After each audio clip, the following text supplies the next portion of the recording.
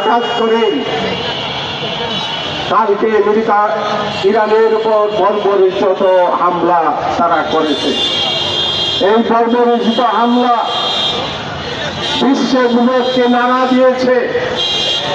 কিভাবে এই রোজার মাসে শিশু সন্তানরা সহ প্রায় ৩০০-র অধিক লোক নিহত হয়েছে। আপনারা জানেন এই পবিত্র রমজান,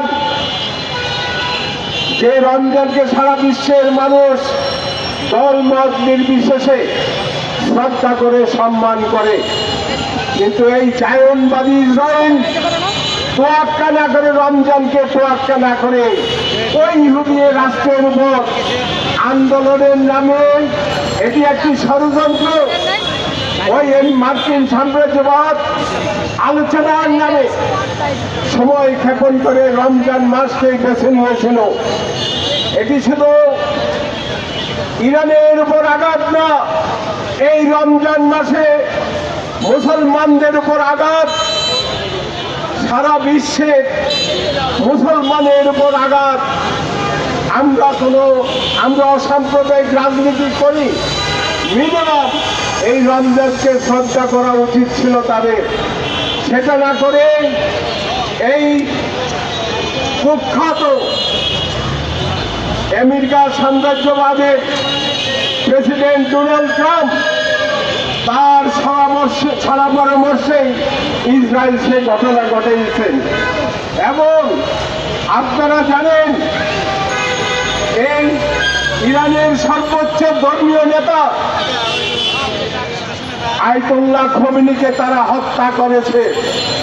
তার স্ত্রী, পরিবার, পরিজন, মেয়ের জামাই সহ তাদেরকে হত্যা করেছে।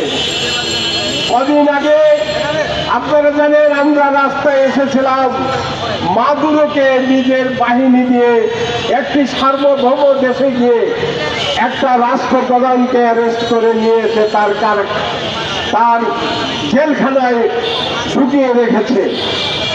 তাহলে কি এই ট্রাম্প কি সারা বিশ্বের এই আমেরিকা কি সারা বিশ্বে এই দাবি করবে আর আমরা সেটা মেনে নিব?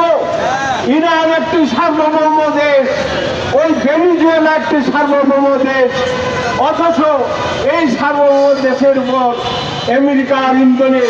আমেরিকার উস্কানিতে ওই পার্শ্ব রাষ্ট্র মোদি তিনি ঘোষণা দিলেন ইসরায়েল আমাদের পিতৃভূমি, ভারত হল ইসরায়েলের মাতৃভূমি। আপনারা দেখেছেন সেটা কত নির্লজ্জভাবে হামলার আগের দিন মোদি এই কাজটি করেছে। অত্যন্ত সচেতন ভাবে তারা এই ভারতীয় সাম্রাজ্যবাদ, মার্কিন সাম্রাজ্যবাদ তারা এক হয়ে এই ইরানের উপর হামলা করেছে। আমরা আজকে ভাসানী জনশক্তি পার্টি এই হামলার তীব্র নিন্দা জানাচ্ছি।